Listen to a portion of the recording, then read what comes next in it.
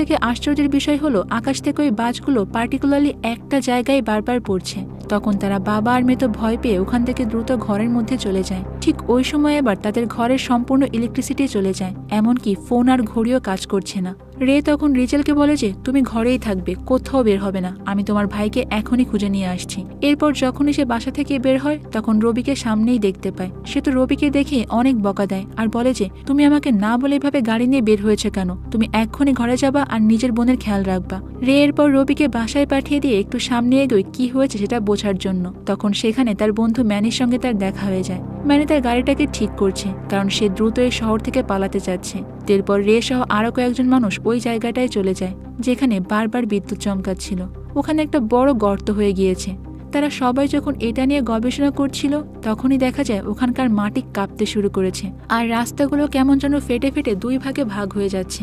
এমনকি নিচ থেকে একটা অদ্ভুত হাহাকারের আওয়াজ আসছে, যে আওয়াজ তারা এর আগে কখনোই শোনেনি। কিছুক্ষণের মধ্যেই দেখা যায় ওই ফাঁকা জায়গা থেকে এলিয়েনদের বড় একটা স্পেসশিপ উঠে আসে।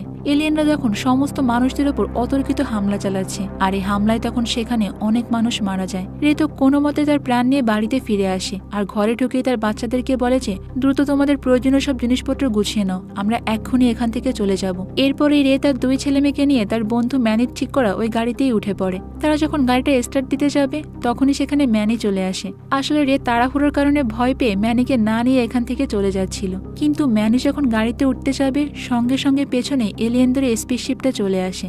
এটা দেখে তো রে আর এক সেকেন্ডও সময় নষ্ট করে না, সে গাড়িটা টান দিয়ে ওখান থেকে বেরিয়ে যায়। আর ম্যানি তো এলিয়েনদের লেজার রশ্মির শিকার হয়ে ওখানেই মারা যায়।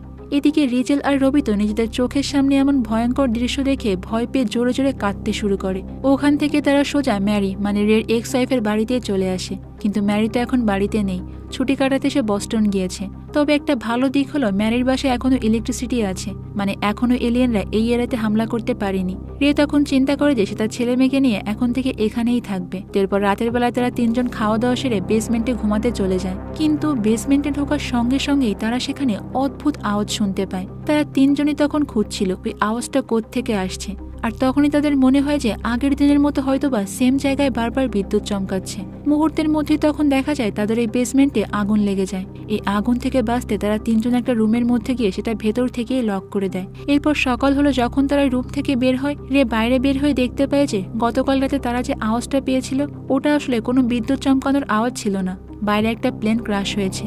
ওই প্লেনের কাছে তখন ক্যামেরাম্যান আর একজন রিপোর্টারকেও রে দেখতে পায় আর জিজ্ঞাসা করে যে আসলে এখানে কি হচ্ছে, আপনি কি আমাকে কিছু বলতে পারবেন। ও রিপোর্টার তখন জানায় যে এলিয়েনদের মেশিনগুলো যেখানে অ্যাক্টিভ হচ্ছে সেখান থেকে আর কোনো প্রতিবেদন করা যাচ্ছে না, মানে ওখানকার কোনো খবরই আর বাইরে বের হচ্ছে না। আমরা শত চেষ্টা করে তাদের সঙ্গে কোনো রকম যোগাযোগ করতে পারছি না। ওই মেশিনগুলো মাটিতে এমন ভাবে গেঁথে আছে যে সবার মনে হচ্ছে ওগুলো উপর থেকে কেউ কন্ট্রোল করছে। এরপরে রিপোর্টার আগের দিনের এই বজ্রপাতের সমস্ত ফুটেজ রেখে দেখায়। এই বজ্রপাতের সঙ্গে এলিয়েনদের কঠিন একটা সংযোগ রয়েছে, কারণ প্রতিবার বজ্রপাতের সঙ্গে সঙ্গে এক একটা জায়গায় এলিয়েনরা তাদের আস্তানা গেড়ে বসছে। তো এইগুলো বলে রিপোর্টার সেখান থেকে দ্রুত তার টিম নিয়ে চলে যায়। এরপর তারা তিনজন মানে রে আর তার দুই ছেলে মেয়ে শহর থেকে বস্টনের উদ্দেশ্যেই বেরিয়ে পড়ে, কারণ এই জায়গাটাও এখন তাদের কাছে সেফ বলে মনে হচ্ছে না। অনেকটা দূর ড্রাইভ করার পরে রিচেল বলে যে বাবা গাড়িটা থামাও, আমি একটু ফ্রেশ হব। রিচেল এরপর গাড়ি থেকে নেমে একটা লেকের কাছে যায় ফ্রেশ হতে, কিন্তু তখন সে দেখতে পায় ওই লেকের পানিতে অনেক মরা মানুষের লাশ ভেসে আসছে। এটা দেখেই তো ছোট্ট মেয়েটা সেখানে ভয় পেয়ে চিৎকার করে ওঠে। তখন রে এসে তার চোখ চেপে ধরে আর ওখান থেকে দ্রুত তাকে সরিয়ে নিয়ে যায়। এরপরে আমরা দেখতে পাই সেখানে অনেকগুলো আর্মির গাড়ি, তারা এলিয়েনরা যেখানে অ্যাটাক করেছে ওই দিকেই যাচ্ছে। রবি তো ওই আর্মিদেরকে দেখে তাদের সঙ্গে যেতে যাচ্ছিল। রে তখন তাকে বোঝানোর চেষ্টা করে তুমি কি পাগল হয়ে গিয়েছো, তুমি ওদের সঙ্গে গেলে তোমার বোনের খেয়াল কে রাখবে, আমি কি সারাক্ষণ তোমাদের সঙ্গে থাকতে পারবো নাকি। তাই সে রবিকে ওখান থেকে জোর করে নিয়ে আসে আর আবারও বস্টনের উদ্দেশ্যে যাত্রা শুরু করে। এতটা দূর ড্রাইভ করার কারণে তো রে প্রচন্ড ক্লান্ত হয়ে গিয়েছিল, তাই সে এইবার রবিকে ড্রাইভ করতে বলে যাতে করে সে একটু রেস্ট নিতে পারে। এরপর তারা ছোট্ট একটা শহরে চলে আসে আর ওখানে ঢোকার পর তারা দেখতে পায় যে অনেক মানুষ এক জায়গায় জড়ো হয়ে আছে। কিন্তু যখনই তারা রেদের গাড়িটা দেখতে পায় সবাই তো ওই গাড়ির দিকেই ছুটে আসে। আসলে এই সব লোকেদের গাড়ির এখন অনেক প্রয়োজন, কারণ তারা গাড়ি নিয়ে এখান থেকে ভাগতে চাচ্ছে। এই সবকিছু থেকে রে তো আর নিজেকে কন্ট্রোল করতে পারে না, তাই গাড়ি নিয়ে সোজা একটা পোলের সঙ্গেই ধাক্কা খায়। ওখানকার লোকেরা তখন সবাই পাগলের মতো করে গাড়ি থেকে রে আর রবিকে বের করে এনে মারতে শুরু করে। তখন রে নিজেকে বাঁচানোর জন্য নিজের কাছে থাকা বন্দুকটা বের করে ফাঁকা গুলি করতে শুরু করে, আর এইবার তো ওখানে থাকা লোকেরা একটু শান্ত হয়। কিন্তু এরপর যখন সে গাড়িতে গিয়ে বসতে যাবে তখনই পেছন থেকে অন্য একটা লোক এসে রের মাথায় বন্দুক ধরে আর তার কাছ থেকে গাড়ির চাবিটা নিয়ে নেয়। এখন তাদের তিনজনের কাছে আর কোনো উপায় নেই, তাই তারাও এই জায়গার লোকেদের সঙ্গে একসঙ্গে হাঁটতে শুরু করে এখানকার একমাত্র ফেরিতে ওঠার জন্য। মানে এই শহর থেকে বেরোনোর জন্য এখানে এখন ফেরি ছাড়া আর কোনো উপায় নেই। এই ভিড়ের মধ্যে রে তখন আবার তার একজন পুরনো বন্ধুকে দেখতে পায়। রে তাকে দেখে ভীষণ খুশি হয়ে যায়, কিন্তু বুঝতে পারে যে এখন হয়তোবা সব জায়গার মানুষরাই বিপদে আছে। কিন্তু ঠিক তখনই আবার ওখানে থাকা সবাই অদ্ভুত আওয়াজ শুনতে পায়। সবাই বুঝতে পারে যে এলিয়েনরা হয়তোবা এই দিকেই আসছে। এটা বুঝতে পারার পর তো সবাই আবার পাগলের মতো দৌড়াদৌড়ি করতে শুরু করে। তাই এইবার তো সবাই পাগলের মতো করে ফেরিতে গিয়ে উঠতে চায়, কিন্তু তখন সেখানে আর্মিরা চলে আসে আর সবাইকে এভাবে ফেরিতে উঠতে বাধা দেয়। কারণ যে পরিমাণ মানুষ ফেরির দিকে এগিয়ে আসছে, এত মানুষ ফেরিতে উঠলে ওটা এমনিতেই ডুবে যাবে। তাই তারা সিরিয়াল বাই মানুষদেরকে ফেরিতে উঠাতে চাচ্ছিল। কিন্তু এই ভিড়ের মধ্যে থেকেও রে তখন তার দুই ছেলে মেয়েকে নিয়ে ঠিকই ফেরিতে উঠে পড়ে। তবে পেছন দিকে তাকালে দেখতে পায় তার ফ্রেন্ড আর ফেরিতে উঠতে পারেনি। কিন্তু এখন আর রের কাছে ওইটুকু সময় নেই যে তার ফ্রেন্ডকে আবার নিয়ে আসবে। কিছুক্ষণের মধ্যেই ফেরিটা ওখানে ছেড়ে দেয়। সবাই তো মনে করে যে তারা হয়তোবা এ যাত্রার মতো বেঁচে গিয়েছে, কিন্তু ওই সময় পানির নিচ থেকে এলিয়েনদের একটা স্পেসশিপ এসে পুরো ফেরিটাকে উল্টে দেয়। সব মানুষ তো পানির মধ্যে তলিয়ে যেতে শুরু করে। তখন রে, রবিন আর রিচেলও পানিতে পড়ে যায়, কিন্তু রে আবারও তার দুই বাচ্চাকে কোনো মতে ওখান থেকে বাঁচিয়ে কিনারায় উঠে আসে। এরপর ওখান থেকে তারা যখন আবারও পালাতে শুরু করে তখন সামনেই দেখতে পায় এলিয়েন আর আর্মিদের মধ্যে একটা বিশাল যুদ্ধ লেগে গিয়েছে। আর্মিরা যতই মিসাইল বা বোমা এলিয়েনদেরকে মারছিল না কেন, কোনো কিছুতেই এলিয়েনদের শিপটার কিচ্ছু করতে পারছিল না। কারণ তাদের স্পেসশিপগুলোর চারপাশে কেমন যেন একটা শিল্ড তৈরি হয়ে আছে। এই শিল্ড ভেদ করে কোনো প্রকার গুলি বা বোমা কোনো কিছুই শিপ পর্যন্ত পৌঁছাতে পারছে না। এদিকে রবি তখন তার বাবার হাত ছেড়ে দিয়ে দ্রুত আর্মিদের কাছেই চলে আসে। সে বারবার তাদেরকে বলে যে আমিও আপনাদের সঙ্গে দলে যুক্ত হতে চাই, প্লিজ আমাকে নিয়ে নেন। কারণ তার মনে হচ্ছিল যে এখন তার দায়িত্ব সব এলিয়েনদের বিরুদ্ধে যুদ্ধ করা আর সব মানুষদেরকে বাঁচানো। রে তাকে বারবার আটকে যাচ্ছিল, কিন্তু রবি এবার কোনোভাবেই তার কথা শোনে না। তাই উপায় না পেয়ে রে আর রিচেল রবিকে শেষবারের মতো বিদায় জানিয়ে সেখান থেকে রওনা হয়। এদিকে আর্মিরা তো শত চেষ্টা করেও এলিয়েনদের মেশিনের সামনে কোনোভাবেই টিকতে পারছে না। অন্যদিকে রে আর রিচেল যখন পালাচ্ছিল তখনই একটা লোক তাদেরকে এইভাবে পালাতে দেখে তার সঙ্গে করে বাড়িতে নিয়ে আসে। এরপর তারা তিনজন ওখান থেকে সোজা একটা বেসমেন্টের মধ্যে গিয়ে আশ্রয় নেয়। কিন্তু ভেতরে ঢোকার পর রে বুঝতে পারে যে এই লোকের মাথার স্ক্রু বোধহয় একটু ঢিলা, কারণ তার কথাবার্তা আর কাজ কারবার কেমন যেন অদ্ভুত। কিন্তু যেহেতু এখন তাদের কাছে আর কোনো অপশন নেই, তাই আজকের রাতটা রে এখানেই থাকতে চায়। এরপর তারা এই বেসমেন্টে থাকা অবস্থায় আবার কোনো কিছুর একটা আওয়াজ পায়। এই শব্দটা শুনেই তারা তিনজন ভয় পেয়ে একদম চুপ হয়ে যায়। আর কিছুক্ষণ পরেই দেখা যায় যে সাপের মতো একটা বড় মেশিন বেসমেন্টের মধ্যেই ঢুকে আসে। এটা দেখে তারা তিনজন একটা আয়নার পেছনে গিয়ে লুকিয়ে পড়ে। কিন্তু এই মেশিনটাই তখন রিচেলের জুতা ধরা পড়ে যায়। আর ওই মেশিনটা যখন রিচেলকে ধরতে যাবে, এটা বুঝতে পেরে রে তখন তার মেয়ে আর ওই লোকটাকে নিয়ে দ্রুত ওখান থেকে সরে যায়। কিছুক্ষণ পরে তো এখানে কাউকে না পেয়ে ওই মেশিনটা আবারও উপরে উঠে যায়। এই মেশিনটা উপরে উঠে যেতেই তারা ভাবছিল যে হয়তো কিছুক্ষণের জন্য তারা এখানে সেফ থাকবে, কিন্তু ওখান থেকে বাইরে বের হলেই তারা দেখতে পায় তিনটা এলিয়েন অলরেডি ভেতরে ঢুকে বসে আছে। কোনো একটা জিনিস তারা বেশ কিউরিয়াস হয়ে দেখছে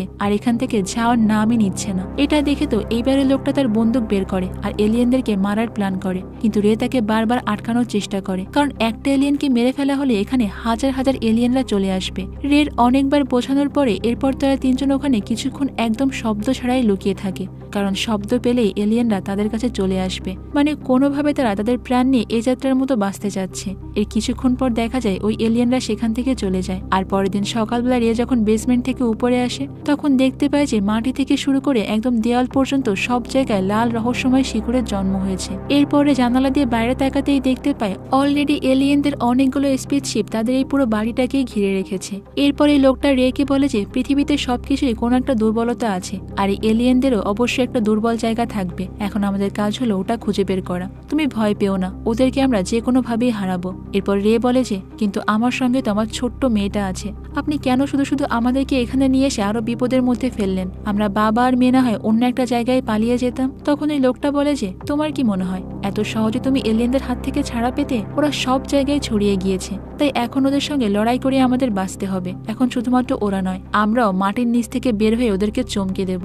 এই কথা শুনে রে এবার পুরোপুরি নিশ্চিত হয়ে যায় যে এই লোকের মাথা একটু একটু নয়, পুরোটাই খারাপ। সে মানসিক ভারসাম্য হারিয়ে ফেলেছে। আর না হলে কোনো অস্ত্র ছাড়া সে এলিয়েনদের মোকাবেলা কিভাবে করবে? সে তো আর বাস্তব জিনিস বুঝছে না যে পুরো শহরটা এখন এলিয়েনদের দখলে চলে গিয়েছে। এদিকে ওই লোকের পাগলামি তো বেড়েই যাচ্ছে। এরপর সে একটা জায়গায় গিয়ে মাটি খুঁড়তে দেখতে শুরু করে আর ওরকম লাল শিকড় দেখতে পায়। সে রেকে বলে যে এগুলো আমাদের রক্ত নয়, এগুলো হলো এলিয়েনদের রক্ত। রে তখন ওই লোকটার উপর অনেক রেগে যায় আর বলে যে তুমি কি একটু চুপ করতে পারো, একটা আওয়াজ পেলে কিন্তু এলিয়েনরা আবারও এখানে চলে আসবে। কিন্তু ওই লোকটার পাগলামি তো কোনোভাবেই কমছে না। তাই রে এবার বুঝতে পারে সময় চলে এসেছে, এখন সে তার জীবনের একটা চরম কঠিন সিদ্ধান্ত নেবে। রে তখন দ্রুত রিচেলের কাছে যায় আর তার চোখটা বেঁধে দিয়ে বলে যে তুমি কান বন্ধ করে এখানে কিছুক্ষণ চুপ করে থাকো, একদম নড়বে না, আমি এক্ষুনি আসছি। এরপর রে ওই লোকটার রুমে গিয়ে দরজাটা বন্ধ করে দেয় আর তার কিছুক্ষণ পর থেকে লোকটার মুখ থেকে আর একটা আওয়াজও শোনা যায় না। তোমরা বোধহয় বুঝতে পারছো বন্ধুরা রে এখানে কি করেছে।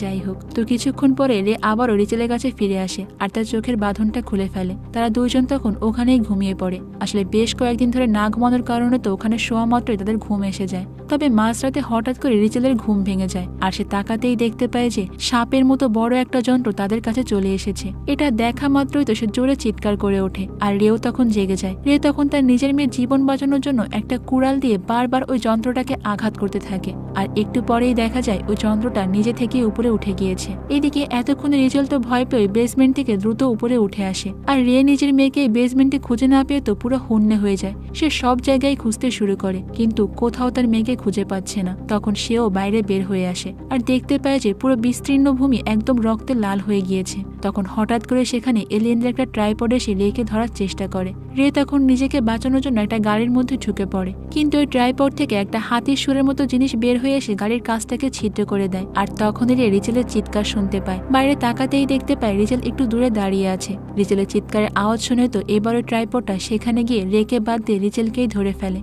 রে এবার বুঝতে পারছিল যদি তার মেয়েকে বাঁচাতে হয় তাহলে তাকে ওই ট্রাইপডের মধ্যেই ঢুকতে হবে। এই জন্যই সে বুদ্ধি করে ওখানে থাকা একটা আর্মিদের গাড়ি থেকে কয়েকটা গ্রেনেড নিয়ে নেয় আর সেইগুলো ট্রাইপডের দিকেই ছুটতে থাকে। গ্রেনেডটা সেখানে বিস্ফোরিত হওয়ার সঙ্গে সঙ্গে একটা ট্রাইপড এসে রেকে ধরে ফেলে আর তার মেয়ের সঙ্গে একটা খাঁচার মধ্যে আটকে ফেলে। রের প্ল্যান তো মোটামুটি সাকসেসফুল, কিন্তু এরপর দেখা যায় যে রে আর তার মেয়ে একাই নয়, এখানে এলিয়েনরা আরো অনেক মানুষকে এইভাবে বন্দি করে রেখেছে। রে তার মেয়েকে দেখে যখন জড়িয়ে ধরতে যাবে তখন এই ট্রাইপড থেকে একটা সুর বেরিয়ে এসে রেকে ওখান থেকে উঠিয়ে নিয়ে যাওয়ার চেষ্টা করে। এই দৃশ্য দেখে তখন ওই লোকদের মধ্যে থেকে একজন আর্মি অফিসার রেকে বাঁচানোর চেষ্টা করে আর বাকি সবাইকে বলে যে তোমরা সবাই আমাকে জোরে টেনে ধরো যাতে করে আমি রেকে কোনোভাবে ওখান থেকে নামাতে পারি।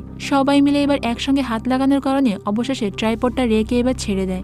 এরপরেই দেখা যায় রের হাতে কিছু গ্রেনেডের পিন, মানে অলরেডি রে ওই ট্রাইপডের ভেতরে গ্রেনেডগুলোকে ঢুকিয়ে দিয়েছে আর কিছুক্ষণের মধ্যেই সেখানে বিস্ফোরণ হয় আর তারা সবাই যে খাঁচার মধ্যে ছিল ওটা দূরে ছিটকে গিয়ে পড়ে। রে আর রিচেল সহ সেখানে থাকা বাকি সবাই তখন খাঁচা থেকে বের হয়ে আসে আর সঙ্গে সঙ্গে ওই ট্রাইপডটা সেখানে ধ্বংস হয়ে যায়। পরের দিন সকালবেলা দেখা যায় যে রে আর রিচেল এখন বস্টন শহরে পৌঁছে গিয়েছে আর তাদের সাথে শত শত মানুষ পায়ে হেঁটেই বস্টন শহরের দিকেই আসছে। তবে বস্টন শহরে এখন এলিয়েনদের দখলে চলে এসেছে। পুরো শহরে কেমন যেন এলিয়েনরা ধ্বংসযজ্ঞ চালিয়েছে। তখন ওখানে থাকা একজন আর্মি অফিসারের কাছে রে জিজ্ঞাসা করে যে ট্রাইপডগুলো এইভাবে পড়ে আছে কেন, এখানে আসলে কি হয়েছিল? তখন ওই আর্মি অফিসারটা বলে যে আমরাও সঠিকভাবে বলতে পারছি না, তবে 1 ঘন্টা আগে এই সবগুলো ট্রাইপড এখানে বিস্ফোরিত হয়েছে যার কারণে পুরো শহরটার এই অবস্থা। এরপর রিচেল তার বাবার কাছে জিজ্ঞাসা করে যে আচ্ছা বাবা, এলিয়েনদের ট্রাইপডগুলো নিজে থেকে কিভাবে বন্ধ হয়ে গেল? তখন রে বলে যে আমি তো তোমার সঙ্গেই ছিলাম মা, আসলে আমিও এই বিষয়ে কিছু জানি না, চলো আমরা সামনের দিকে যাই। আর ঠিক তখনই দেখা যায় ওখানে আবার একটা ট্রাইপড উঠে দাঁড়াচ্ছে।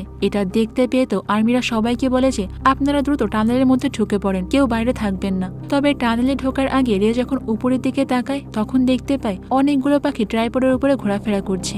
রে এই বিষয়টা দেখতে পেয়ে দ্রুত আর্মিদেরকে বলে যে উপরের দিকে তাকান, দেখতে পাচ্ছেন অনেকগুলো পাখিরা কিন্তু উঠছে, তার মানে এখন কোনো শিল্ডই ট্রাইপডটাকে ঘিরে নেই, এটাই আমাদের কাছে মোক্ষম সময়। ওই অফিসারটাও তখন রের কথা বুঝতে পারে আর সমস্ত সেনাদেরকে আদেশ দেয় যে দ্রুত আমাদের সব থেকে খতরনাক মিসাইলগুলোকে নিয়ে এসো। এরপরে আর্মিরা ট্রাইপডটার দিকে একের পর এক মিসাইল দিয়ে হামলা করতে থাকে। একটা পর্যায়ে তখন এই ট্রাইপডগুলো নিয়ন্ত্রণ হারিয়ে সেখানেই বিধ্বস্ত হয়ে যায়। এরপর তো সেনাবাহিনী সহ সাধারণ সব মানুষজন ওই ট্রাইপডের দিকে ছুটে যায় আসলে ওখানে কি আছে এটা দেখার জন্য। তখন দেখা যায় যে একটা অদ্ভুত প্রাণী ট্রাইপড থেকে বেরিয়ে আসছে। তবে যখন তারা ওটার কাছাকাছি যায় তখন দেখতে পায় যে অলরেডি সেটা ডেড, মানে ওখানে থাকা সমস্ত এলিয়েনরাই মারা গিয়েছে। এরপরে তো রে রিচেলকে নিয়ে ম্যারির কাছে চলে যায়। রিচেল এতদিন পর তো তার মাকে দেখা মাত্রই জড়িয়ে ধরে আর রে তখন রবিকে ওখানে দেখতে পায়। তার মানে রবিও আর্মিদের কাছ থেকে সেফলি তার মায়ের কাছে পৌঁছে গিয়েছে। এরপর গল্পের শেষ দৃশ্যে আমরা দেখতে পাই এখন সমস্ত এলিয়েনরাই মারা গিয়েছে, তবে তাদের মৃত্যুর পেছনের কারণ হলো পৃথিবীতে থাকা ব্যাকটেরিয়া আর ভাইরাস। মানে তারা পৃথিবীতে থাকা ব্যাকটেরিয়া আর ভাইরাসের সঙ্গে পেরে ওঠেনি, অবশেষে তারা মারাই গিয়েছে। আর এই দৃশ্য দেখে তো বন্ধুরা আমার প্রচন্ড হাসি পেয়ে গিয়েছে। তাহলে বুঝতে পারছো আমরা মানুষরা কি পরিমাণ সহনশীল, যে ব্যাকটেরিয়ার ভাইরাসে এলিয়েনরা টিকতে পারে না সেখানে আমরা দিব্যি বেঁচে আছি। আসলে এত এত ভেজাল খাবার, পচা তেল, রং দেয়া খাবার খাওয়ার পরেও যখন মানুষরা বহল তবিতে বেঁচে আছে, তখন এলিয়েনরা মানুষদেরকে কি করতে পারবে? আমরা মানুষরা হয়তোবা সবই সহ্য করতে পারি। যাই হোক, তবে তোমাদের কাছে আমার রিকোয়েস্ট, তোমরা কিন্তু বাইরের উল্টাপাল্টা খাবার খাওয়া থেকে একটু বিরত থাকো, আর অবশ্যই বাচ্চাদের খাবারের বেলা সতর্ক থাকবে। তো আজকের গল্পটা তোমাদের কাছে কেমন লেগেছে সেটা কিন্তু আমাকে কমেন্ট করে অবশ্যই জানিও। অবশ্য পুরো গল্প জুড়ে আমি টম ক্রুজকেই বেশি দেখেছি। ও তোমাদের কার কার টম ক্রুজকে পছন্দ সেটাও কিন্তু আমাকে জানাতে পারো। তো আজ এই পর্যন্তই থাক, দেখা হবে অন্য কোনো সুন্দর মুভির গল্প নিয়ে ভিন্ন কোনো সময়ে। ততক্ষণ পর্যন্ত তোমরা সবাই অনেক বেশি ভালো থাকবে এবং নিরাপদে থাকবে, আর অবশ্যই তো কুহেলিকার সঙ্গেই থাকবে, তাই না? আল্লাহ হাফেজ।